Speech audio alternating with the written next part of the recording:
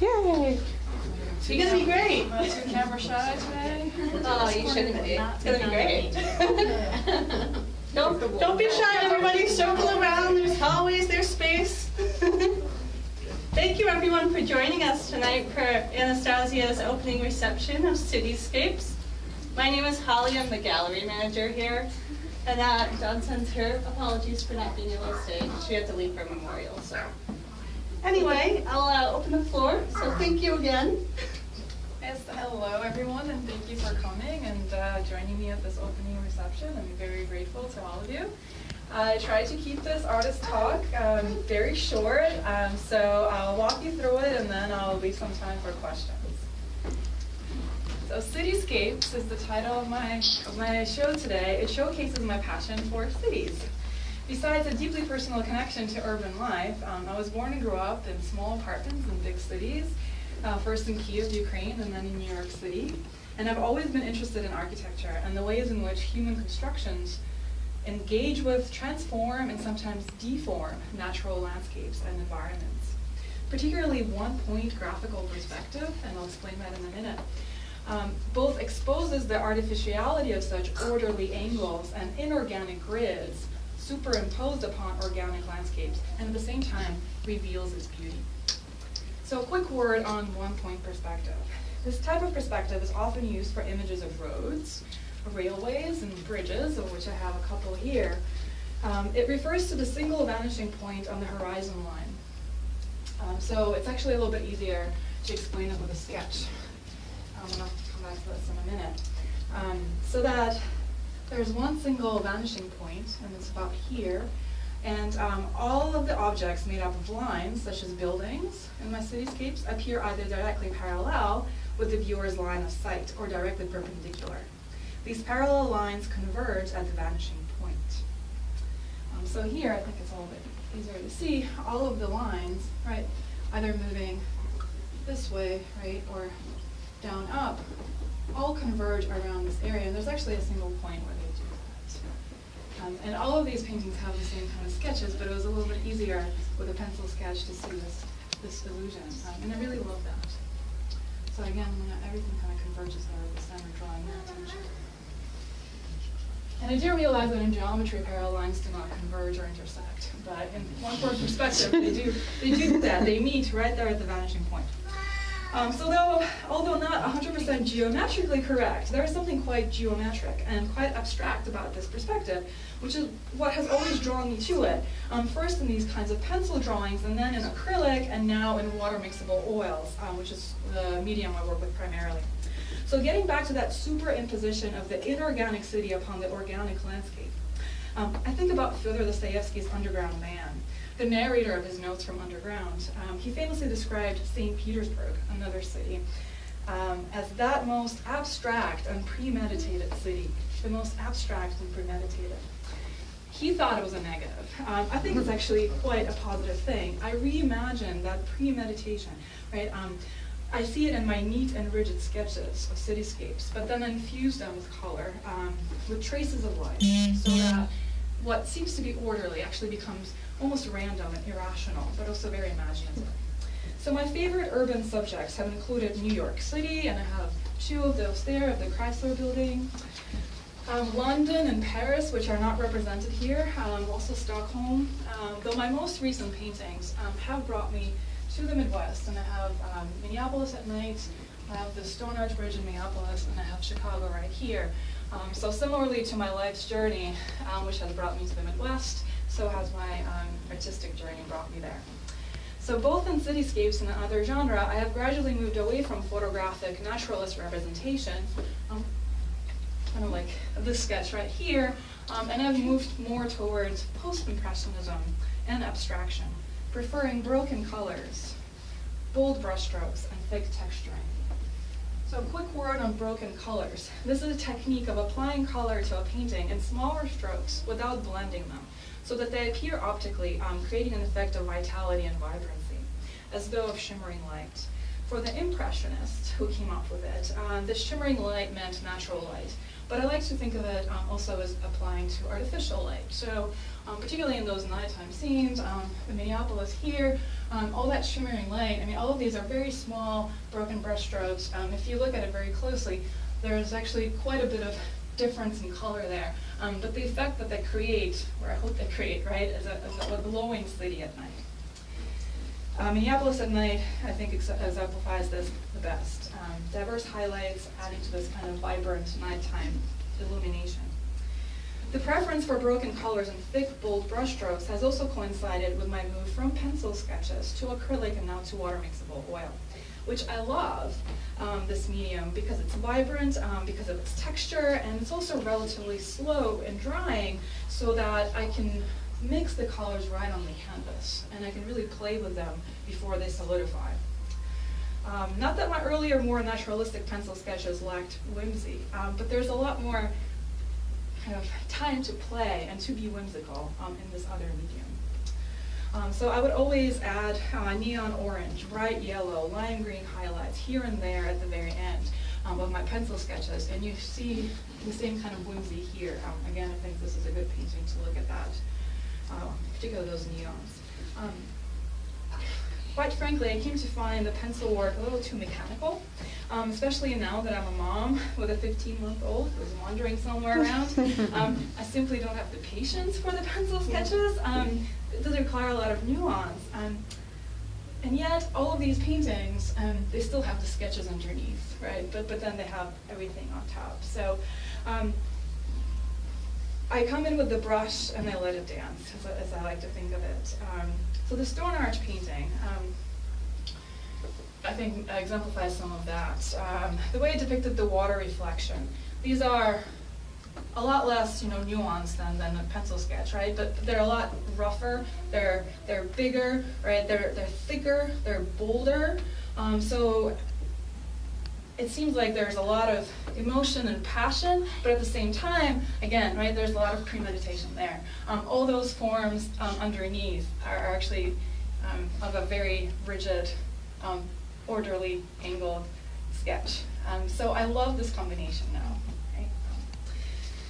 It allows to, again, infuse this kind of organic life into what otherwise is a very angled geometric perspective.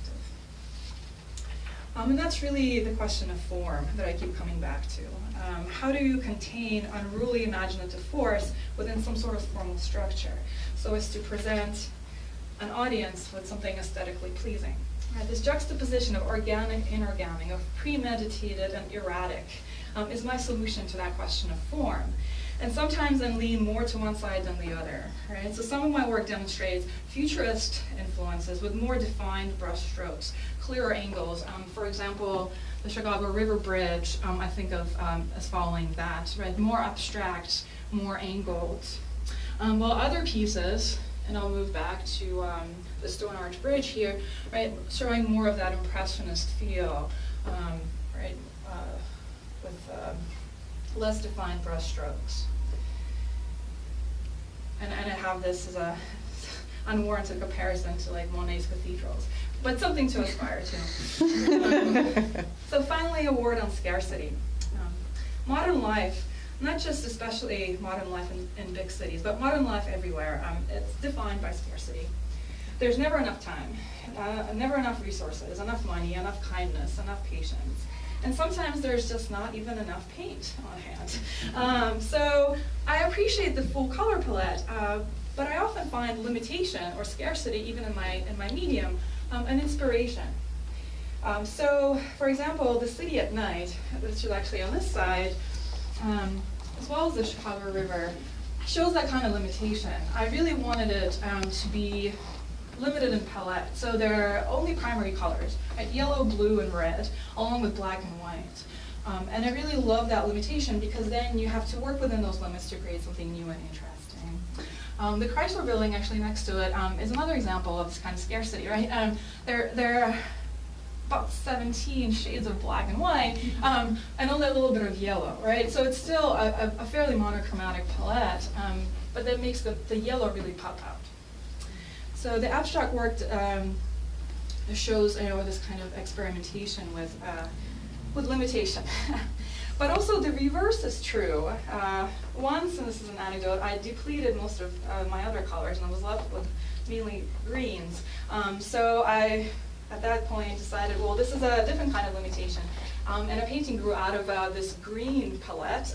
It's called Sunrise Over Detroit Lakes. And it's really about 17 shades of green with a little bit of gold and white highlights. I couldn't include it here because it's not a cityscape, but I thought of it as I was thinking about my use of color. So I did say that I would keep it short, so I'd like to conclude by thanking again the Spirit Room and Holly in particular and Dawn for giving me this amazing opportunity to display my work in a solo show, more generously by generously supporting local arts. My goal has been to share my passion for and vision of cityscapes with my audience. My hope is that you will get more than a photographic experience or photographic resemblance from my paintings, that you will glean a mood, an impression, and despite the ostensible messiness and chaos, particularly of this one, that you will still see that underlying order which draws me to the cityscape in particular. So, thank you. That was fantastic. So questions? Yeah, if you have any questions, I'd be happy to answer, individual paintings or...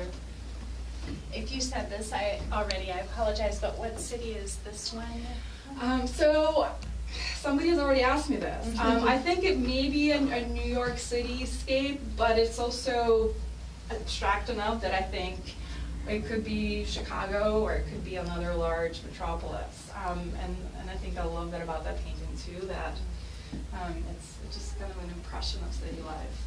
It could be anywhere. Maybe not Fargo. It has a few too many. Fargo of the future. Do you tend to use references when you do a lot of these, or?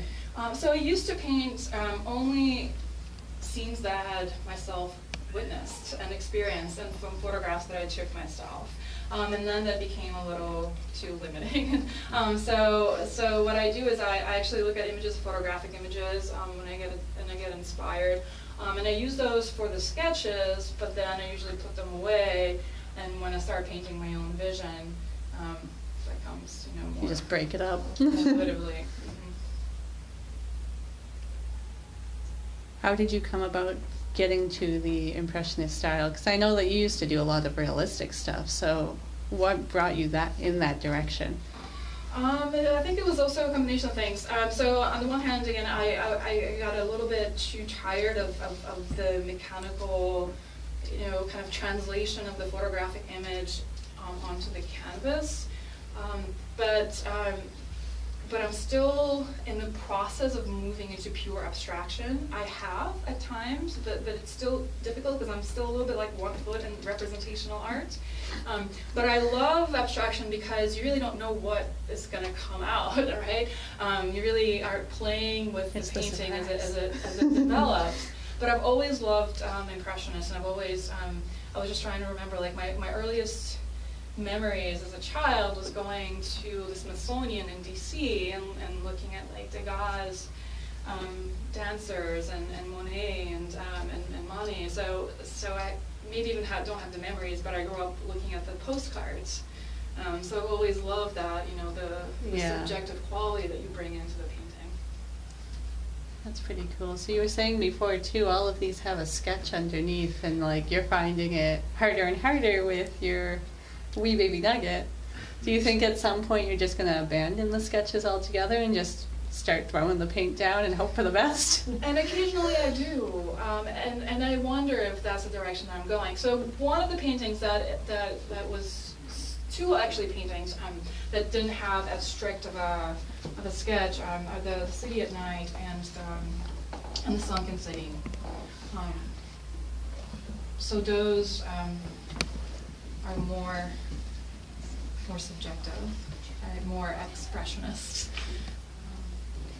but they still have that same kind of form emerge.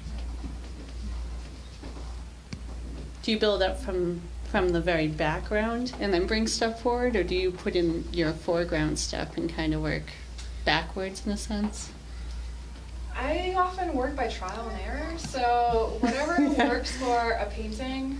Whatever sticks. Yeah, and I'm trying to think. I mean, of course, I know that it makes more sense to do the background first and then make things pop out. But sometimes I start with the water because it's just interesting to play with the highlights and the reflections, and you have fun with it, and then you kind of like get used to and fall in love with the painting, and then you want to do more. And sometimes you just want to get right to the core of it. Right? So. Yeah, kudos to you for doing buildings. I don't like doing buildings.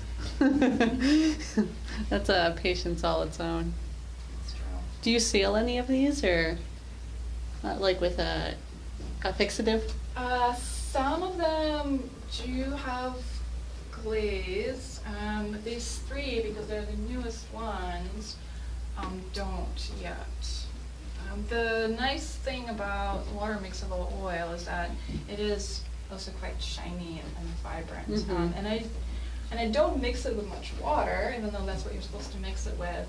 So it's really just like unadulterated color, and I love that too. So probably doesn't really even need it at that point. Yeah, and for those of you who don't know what water-mixable oil is, the person who introduced me to it said it's like fat-free ice cream. So you get like all the sugar, but without, you know, the shame.